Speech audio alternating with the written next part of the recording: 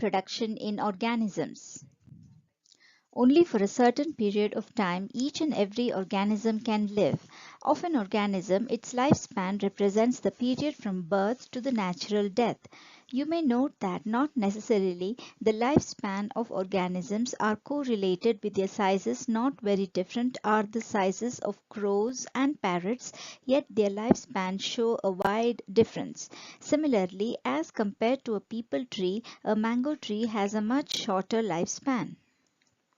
Death of every individual organism is a certainty, whatever be the lifespan, that is, except single-celled organisms, no individual is immortal.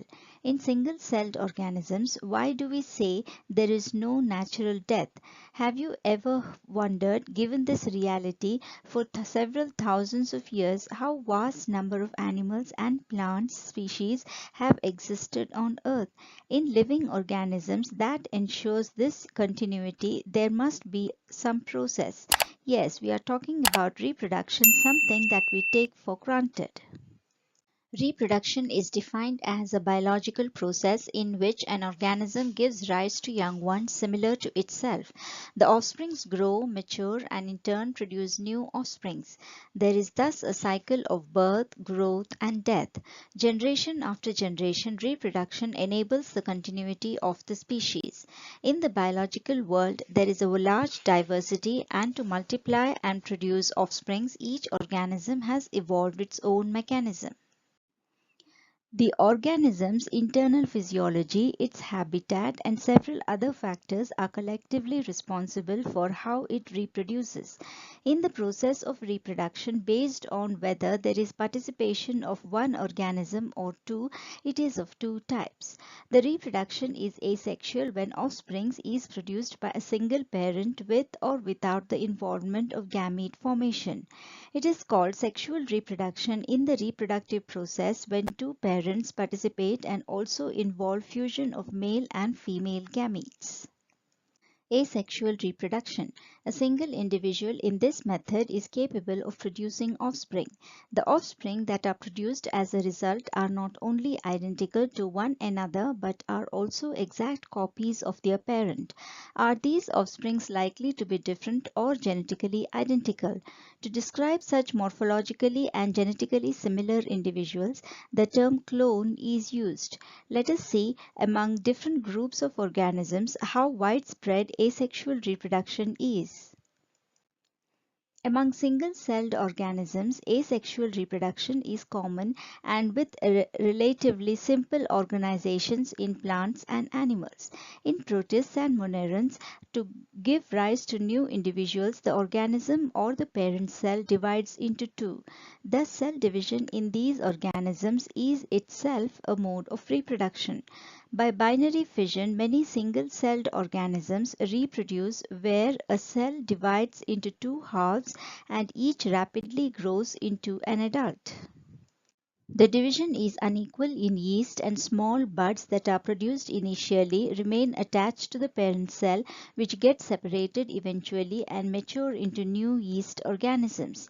The amoeba, under unfavorable condition, withdraws its pseudopodia and a three-layered hard covering or cyst is secreted around itself. This phenomenon is termed as encystation. The encysted amoeba, when favorable conditions return, divides by multiple fission and produces pseudopodiospores or many minute amoeba. The wall of the cyst bursts out, and in the surrounding medium the spores are liberated, which grow up into many amoebae.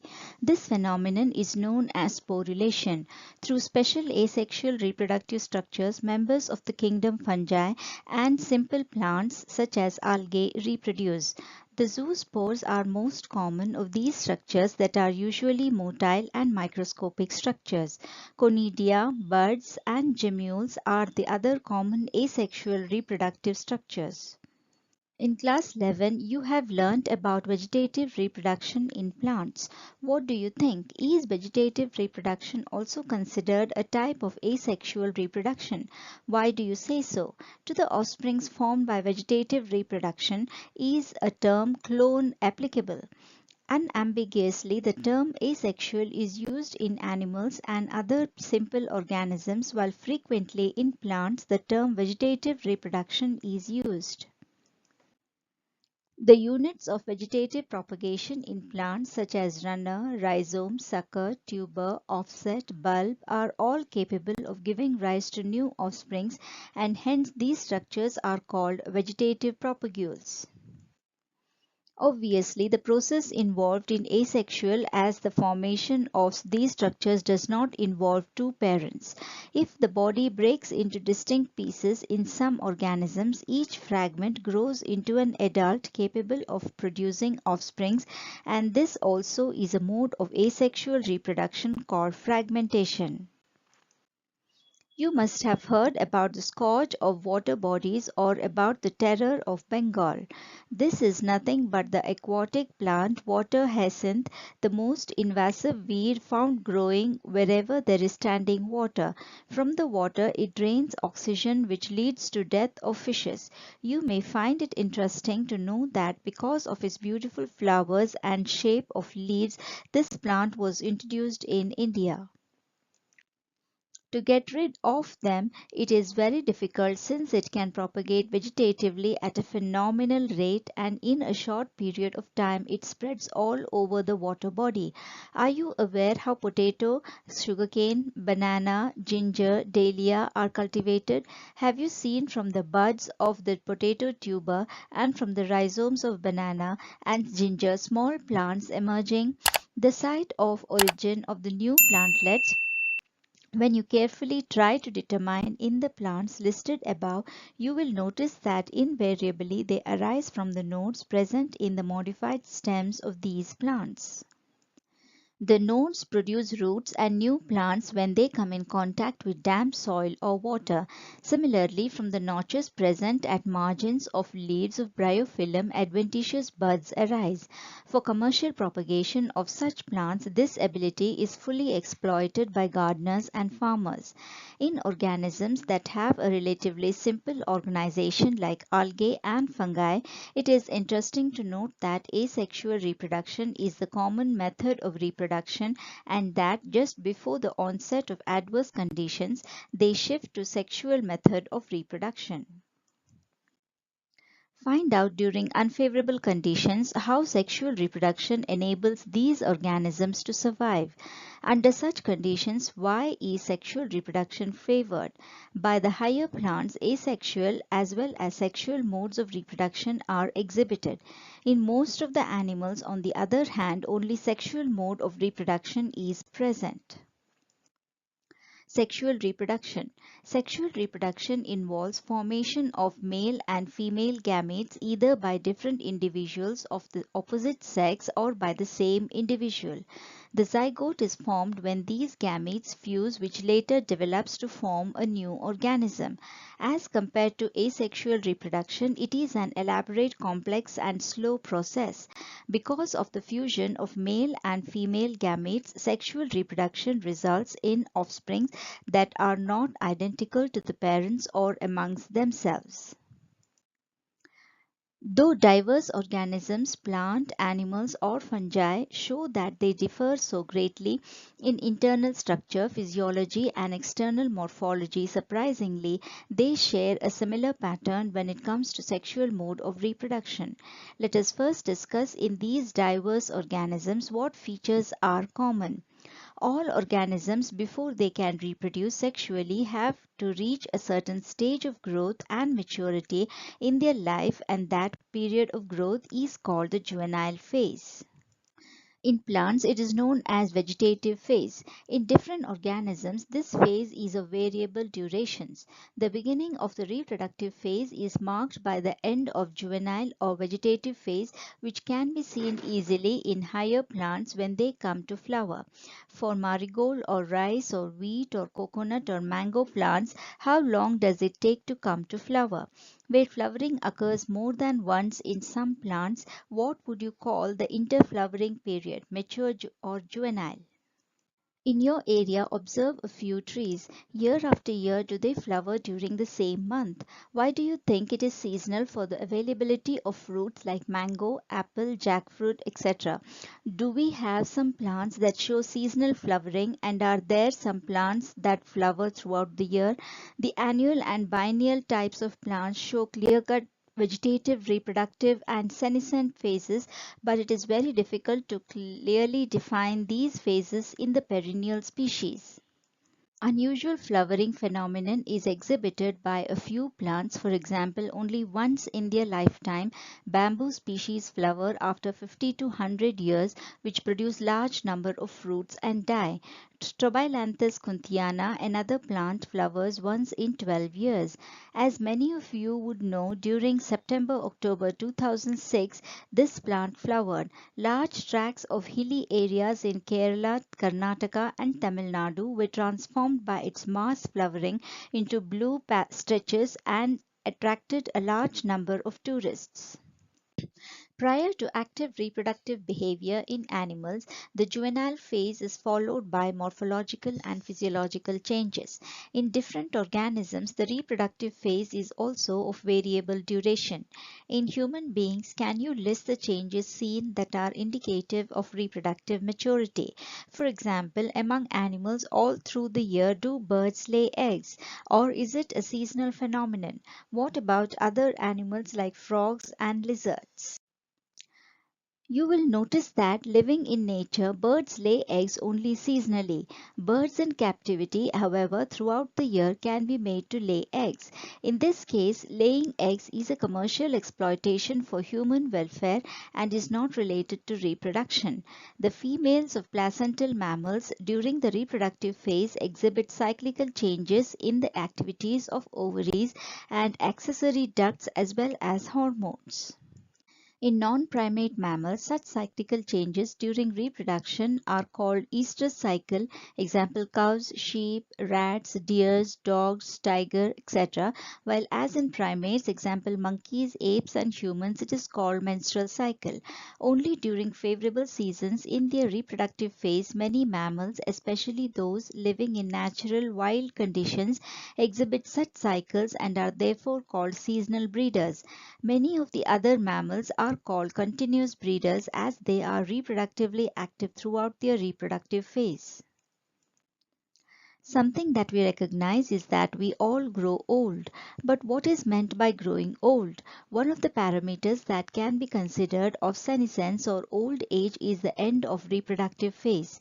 During this last phase of lifespan, there are concomitant changes in the body. Ultimately, old age leads to death. Between the three phases in both plants and animals for the transition, hormones are responsible. The reproductive processes and the associated behavioral expressions of organisms is regulated by the interaction between hormones and certain environmental factors. Events in sexual reproduction.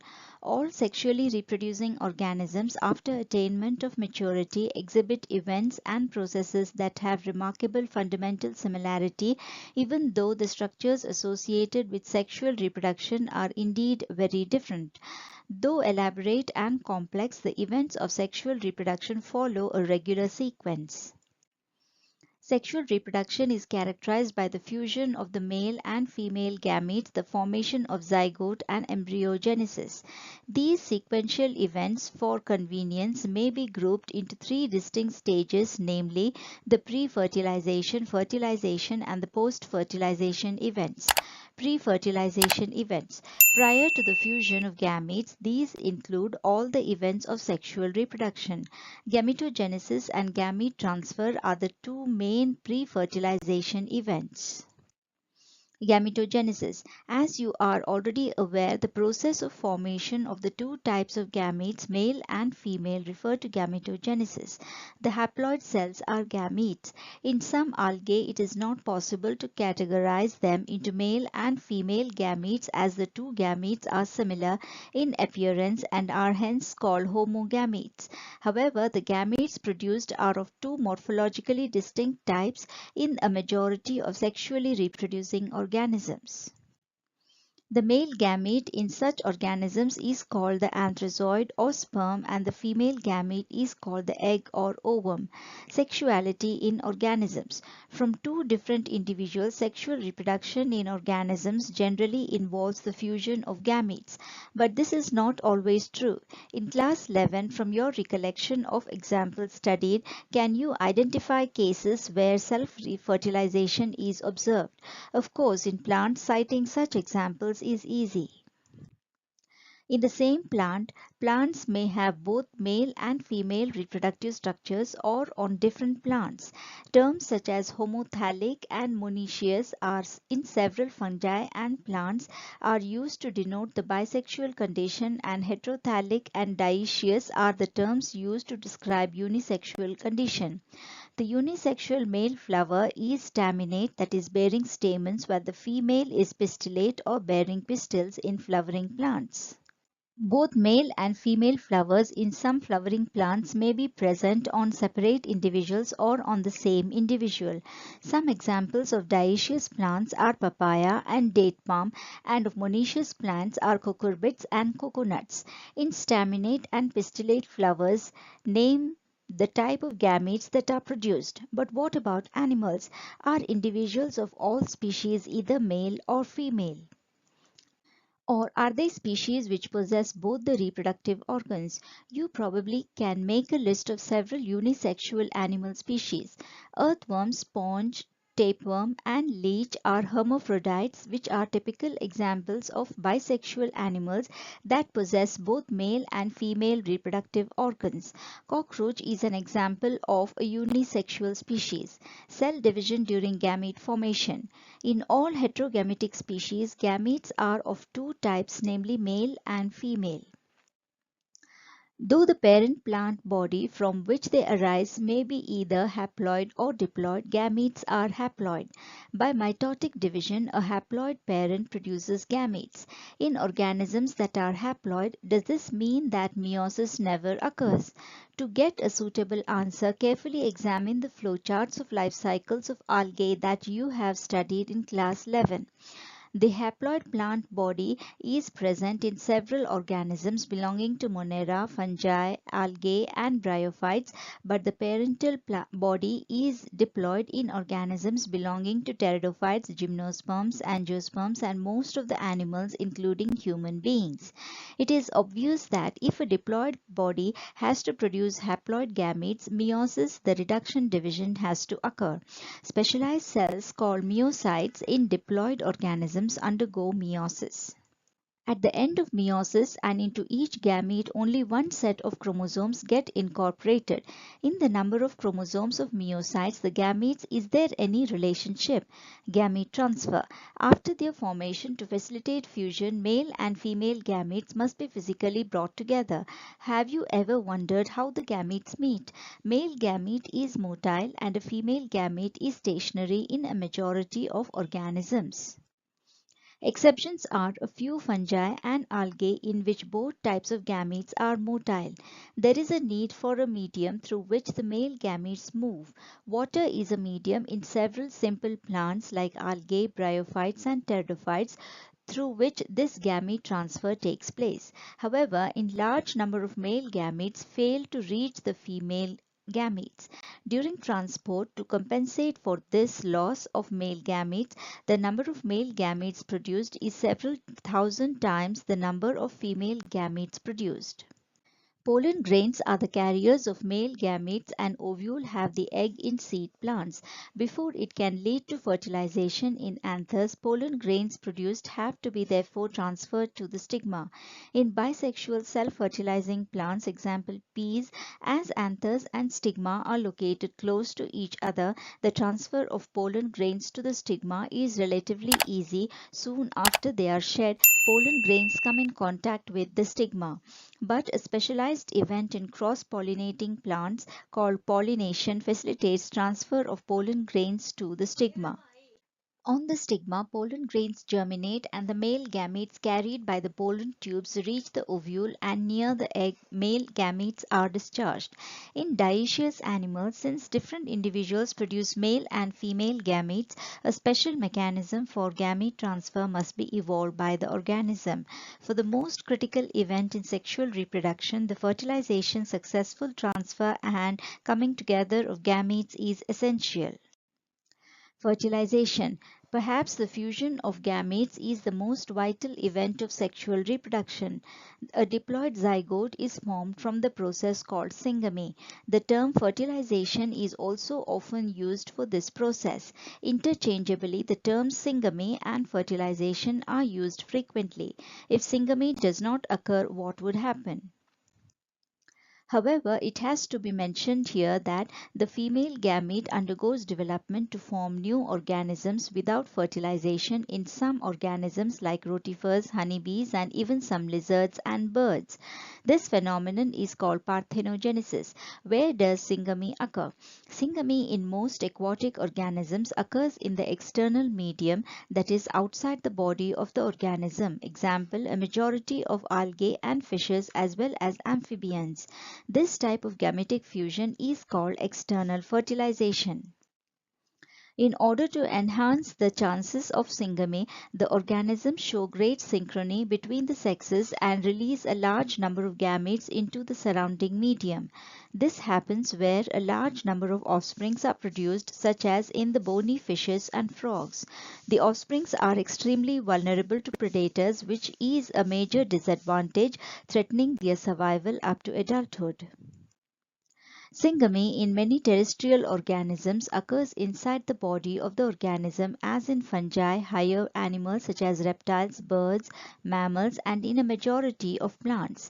Hence, the process is called internal fertilization. Egg is formed inside the female body in all these organisms where they fuse with the male gamete. The male gamete is motile in organisms exhibiting internal fertilization and has to reach the egg in order to fuse with it. There is a significant reduction in the number of eggs produced and the number of sperms produced is very large. However, in seed plants, male gametes are non-motile and are carried to the female gametes by pollen tubes. Post-fertilization events. Post-fertilization events are the events in sexual reproduction after the formation of zygote. The zygote. In all sexually reproducing organisms, formation of a diploid zygote is universal. In the external medium, zygote is formed in organisms with external fertilization, whereas zygote is formed inside the body of the organism in those exhibiting internal fertilization. On the type of life cycle the organism has and the environment it is exposed to, the further development of the zygote depends. Zygote develops a thick wall in organisms belonging to fungi and algae, which is resistant to desiccation and damage. Before germination, it undergoes a period of rest. Zygote divides by meiosis in organisms with haplontic life cycle to form haploid spores that grow into haploid individuals. Find out what kind of development takes place in the zygote by consulting your class 11 book in organisms with diplontic and haplodiplontic life cycles. Between organisms of one generation and the next, zygote is the vital link that ensures continuity of species. Human beings, including every sexually reproducing organism, begins life as a single cell, the zygote. Embryogenesis. The process of development of embryo from the zygote is called embryogenesis. Zygote during embryogenesis undergoes cell division and cell differentiation. While cell divisions increase the number of cells in the developing embryo, cell differentiation helps groups of cells to undergo certain modifications to form specialized tissues and organs to form an organism. In the previous class, you have studied about the process of cell division and differentiation. Based on whether the development of the zygote takes place outside the body of the female parent or inside, that is, whether they lay fertilized or unfertilized eggs or give birth to young ones, animals are categorized as oviparous and viviparous. The fertilized egg in oviparous animals are covered by hard calcareous shell and they are laid in a safe place in the environment, example reptiles and birds. The young ones hatch after a period of incubation. In viviparous animals, on the other hand, inside the body of the female organism, the zygote develops into a young one.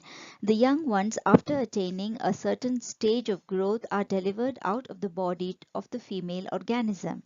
In viviparous organisms, the chances of survival of young ones is greater because of proper embryonic care and protection. Inside the ovule in flowering plant, zygote is formed. The sepals, petals and stamens of the flower after fertilization wither and fall off. Can you name a plant in which the sepals remain attached? However, a pistil remains attached to the plant. The zygote develops into the embryo and the ovules develop into the seed.